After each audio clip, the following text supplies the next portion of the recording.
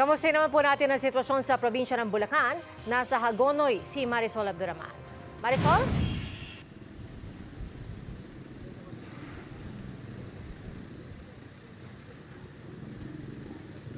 Pia, halos buong Hagonoy, Bulacan ang lubog sa baha dahil sa bagyong Uwan.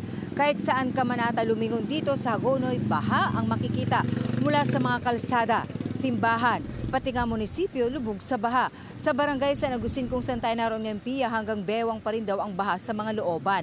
Hanggang hita naman sa kalsada. Kaya hanggang kaninang umaga may mga naghakot pa ng mga gamit para lumikas. Hindi na rin kasi ligtas sa kanilang mga bahay. Ayon sa barangay sa ilang residente rito, mag-alas 9 raw kagabi nang tumaas ang tubig. Kaya tuloy-tuloy pa rin daw ito hanggang kaninang umaga. In fact, hanggang sa mga oras na ito, Pia, ay baha pa rin. Bagamat bahagya naman daw itong humuhupa. Sa barangay Santa Monica, bagamat humupa na rin, hanggang hita pa rin ang baha. At Pia, bukod doon sa mga barangay na ating nabanggit, marami pa rin mga barangay dito sa Hagonoy ang baha.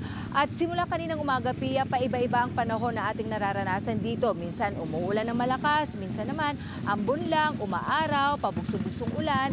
Minsan umaaraw kahit umuulan, pero alam mo, ika nga ang hindi nagbabago dito o yung consistent ay, gaya na yung nakikita sa ating likuran, baha pa rin. Pero kung ikukumpara ang sitwasyon, kaninang umaga nang dumating tayo, Pia, medyo okay na yan ng konti. Dahil humuhupa naman na, yun nga lang, ay mismo sa mga taga-barangay at mga residente, mabagal ang paghupa ng baha. Pia. Marisol, yun nga yung tatanong ko, no, sa karanasan ng mga residente dyan, mga kababayan natin dyan, gaano katagal bago humupa ang ganito kataas na level ng tubig baha? Pia, nanggaling tayo dun kanina sa looban, ano? Ito yung mga talagang inakyat na nila sa ikalawang palapag ang kanilang mga bahay sa tansya nila.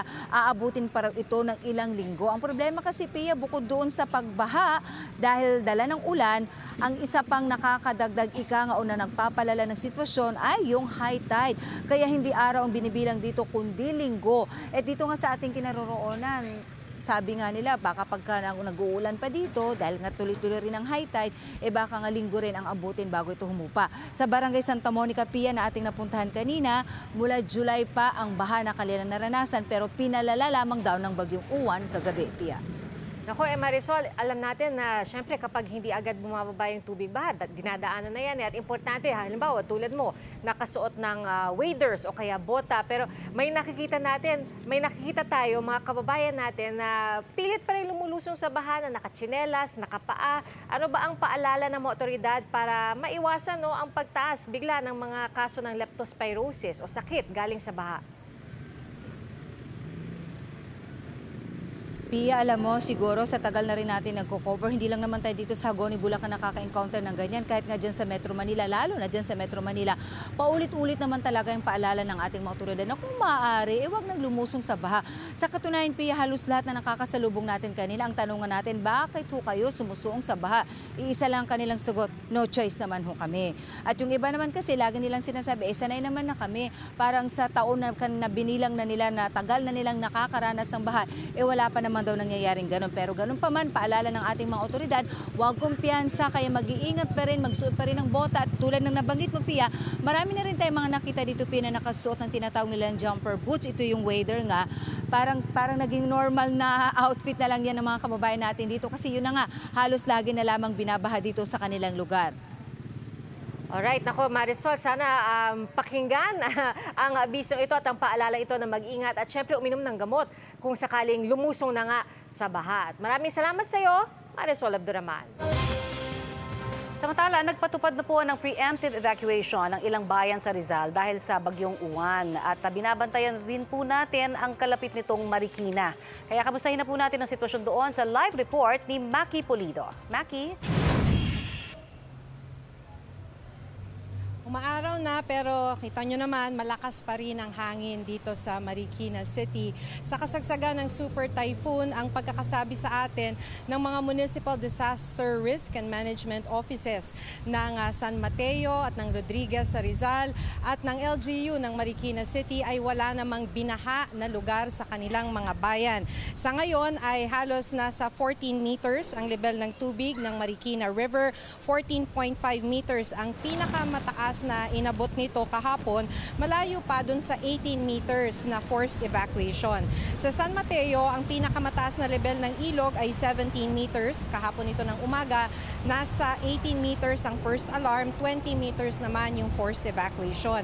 Dahil nagsagawa ng preemptive evacuation bilang paganda sa malakas na bagyo, ay libong mga individual, mga kababayan natin ang pansamantalang lumikas. Mahigit 7,000 individual ang lumikas mula sa bayan ng San Mateo. Mahigit 6,000 naman ang nag-evacuate sa bayan ng Rodriguez sa Rizal, habang halos 9,000 individual naman ang lumikas mula sa Marikina City.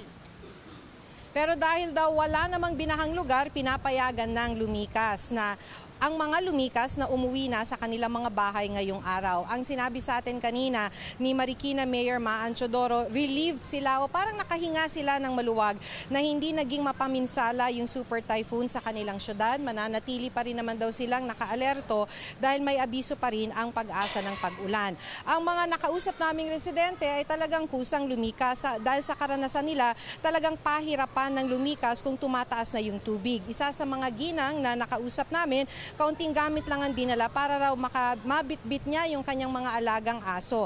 At dahil maulan, of course, may mga kababayan tayo katulad ng mga construction workers na hindi talaga makapagtrabaho at kaya walang pinagkakakitaan habang malakas ang bagyo. Kaya sa mga ganitong pagkakataon daw, malaking bagay sa kanila yung mga inaabot na tulong tulad ng mga relief packs.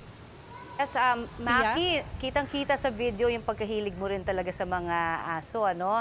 At dahil mga dog lovers din, karamihan siguro, dahil nagdala pa sila ng kanilang mga alaga, mga fur pets, meron din bang humihingi dyan ng parang pagkain para doon sa kanilang mga alagang aso? Kasi karamihan, syempre, uunahin syempre yung mga nandoon sa evacuation center na mga residente.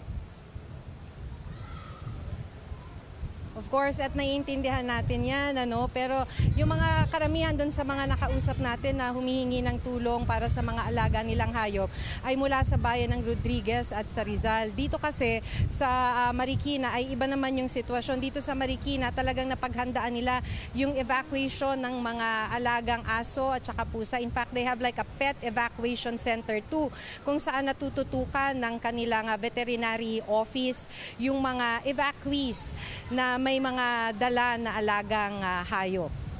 So itong pinapakita nating video, ito sa Rizal, kanya-kanya, kumbaga yung bawat may-ari na lang magpakain, gano'n na lang. Oo, sa ngayon, kung dun sa may Rodriguez, actually isa sa mga problema nila doon ay syempre pagdating sa evacuation center, of course, ang prioridad kasi ay yung mismong mga lumikas. So, hinahanapan nila ng pwesto yung mga mga alaga nila. Yung sinabi sa atin ng isang ginang ay mabuti na lang may konting espasyo doon kung saan pinayagan sila nung mga nagbabantay doon sa evacuation center na itali muna yung kanilang mga alaga. But of course, aside dun sa kakainin nila at problema na nila minsan yung pambili ng kanilang kakainin, ay syempre kailangan pa rin nilang gawa ng paraan yung kakainin ng kanilang mga alaga. At mukha bang magtatagal pa sila, Maki, dyan sa evacuation center, at least dyan sa may Rodriguez sa Rizal? Doon sa na pinayagan na kasi sila na umalis, ay na umuwi sa kanilang mga bahay.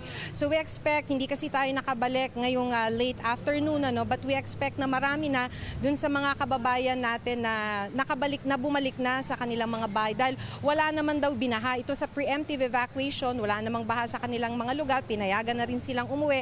At hindi naman kasi biro ang mag-evacuate at tumira sa evacuation center. So kanina actually, when we were there this morning, talaga namang may mga bumabalik na, may mga umuwi na sa kanilang mga bahay. Alright, maraming salamat, Maki Pulido, sa iyong update.